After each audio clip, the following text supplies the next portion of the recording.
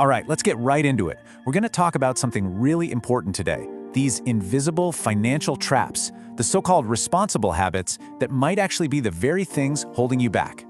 Yeah, exactly. Nobody tells you when the rules change, right? And that's really the heart of the problem, isn't it? You're out there, you're doing everything you were taught to do. You're checking all the boxes. So why does it feel like you're just treading water, or maybe even slipping backwards? Look, it's a super frustrating feeling, and I want to be clear, it is not your fault. The game has changed. So today, let's figure out what the new rules are. Okay, so our first section is all about this idea, this illusion of safety. We're going to have to unlearn some of those responsible rules about saving and debt that, honestly, most of us were taught from day one. All right, let's kick things off with habit number 1, just saving money with no real end goal. Look, saving money is a great start, don't get me wrong, but it is a terrible finish line. If your whole strategy is just to pile up cash in a savings account and hope for the best, you're basically on a treadmill, running hard but going absolutely nowhere. And let's make this super concrete. Check out this chart. If you had, say, $10,000 back in 2015, and you did the responsible thing, you tucked it away in a savings account and you didn't touch it. Well, today, that same 10 grand can only buy you what about 7,500 bucks could have bought you back then. You didn't technically lose any money, right? The number's the same, but you lost a quarter of its power. And that's inflation. It's like this invisible tax that just quietly eats away at your savings. You know, for doing what everyone told you was the responsible thing. That's a 25% loss in your buying power. It's so sneaky because it doesn't hit you like a big bill. The first few years, you barely even notice it. But fast forward a decade, suddenly rent feels way heavier, buying a house feels impossibly far away, and it's because that slow, quiet loss has been compounding against you the whole time. So let me be really clear here. The problem isn't saving. Saving is good. It's the first step. The problem is when you stop at saving. Because while your cash is just sitting there, losing value, other things, actual assets, are growing. Prices are going up. And the goalposts for real wealth, they're just moving further and further down the field. And that leads us right into the second big responsible habit we need to unlearn. This idea that you have to avoid all debt no matter what. And look, I get it. Most of us see debt that owns you. You know, car loans, high-interest credit cards, phone payments. And we know correctly that it's dangerous stuff. But our entire economic system is built on a totally different kind of debt that you own. This is what people call leverage, using borrowed money to buy an asset or grow a business that makes you more money. If you avoid all debt, period, you're literally opting out of one of the most powerful wealth-building tools that exists.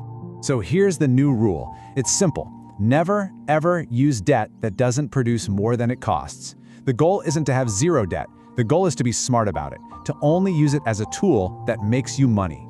Okay, let's keep building on this idea. In this next part, we're going to talk about the high cost of doing nothing and why playing it safe is often the biggest risk you can possibly take. I absolutely love this Anthony Bourdain quote. You have to risk a few bad meals to find the really good ones. It's not about food, right? It applies perfectly to money and life.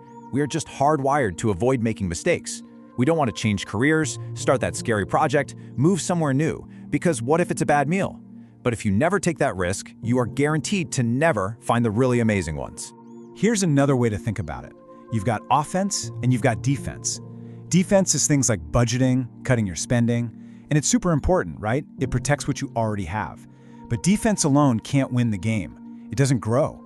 It just buys you time. Offense, that's investing, that's building something, that's what actually creates what you don't have yet.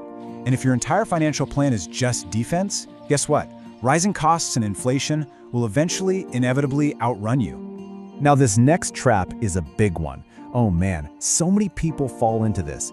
It's waiting for perfect certainty before you do anything. It feels so responsible, doesn't it? I'll just wait until I'm 100% sure.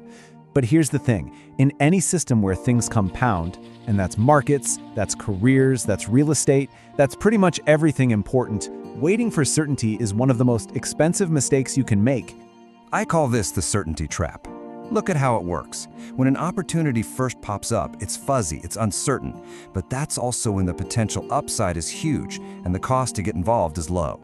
Then, as things get a little clearer, more people start to get it. The upside is still there, but it's smaller, and the price to get in is climbing. And finally, you get to certainty. It's a sure thing. Everyone knows about it. But by then, The real upside is gone and the cost is sky high. Think about it. Most people miss out on the biggest opportunities, not because they made a bad call, but because they waited until it felt 100% safe, and by then, the opportunity had already passed. All right, that leads us perfectly into our next section, breaking the income ceiling. We have to talk about the truth about your paycheck. For almost all of us, it's the center of our financial universe, but we really need to understand its limits. A paycheck, it feels like freedom, right? It feels like security. But here's the trap. Over time, that very thing that feels like freedom can become a golden cage. You become so dependent on it, so afraid to lose it, that every big decision you make is about one thing, protecting that paycheck. And when that happens, you stop taking the very risks that could lead to massive growth. And this really gets to the core of the system's real rules. You have to understand this. The system rewards what you own, not what you earn. Your assets, stocks, a business, real estate, they work for you. They compound while you sleep. But your income from your job, it resets to zero at the start of every single month. You have to go out and earn it all over again. And oh my goodness, this next habit might be the most dangerous, most common trap of all, because it feels so good. It feels like success. It's upgrading your lifestyle every single time your income goes up. You get a raise, you get a nicer car. You get a promotion, you get a bigger apartment. But what's really happening? With every upgrade, you're raising your own financial baseline. You're increasing the amount of money you need every month just to break even. Your job stops being a tool to build wealth and instead becomes a machine you have to feed just to maintain your lifestyle. So where does this all leave us? How do we actually start playing by the new rules? This final section is all about making that last crucial mindset shift. I want you to really think about this question. Someone tells you, oh, starting a business is way too risky. Ask yourself, is that business advice or is that employee advice? You have to consider the source. Someone whose entire life is built around the security of a paycheck is, of course, going to warn you about risk. Their advice is filtered through the lens of the game they're playing, but that might not be the game you want to win. Because at the end of the day, here's the real goal. It's not about feeling rich. It's not about the fancy car or the big house. It's about becoming financially hard to kill. It's about building a foundation so strong, so resilient, that you can take a hit and keep going, so that you can afford to take those calculated risks we talked about. So you have the real freedom, the freedom to choose your own path. That's the end game. That's what this is all about.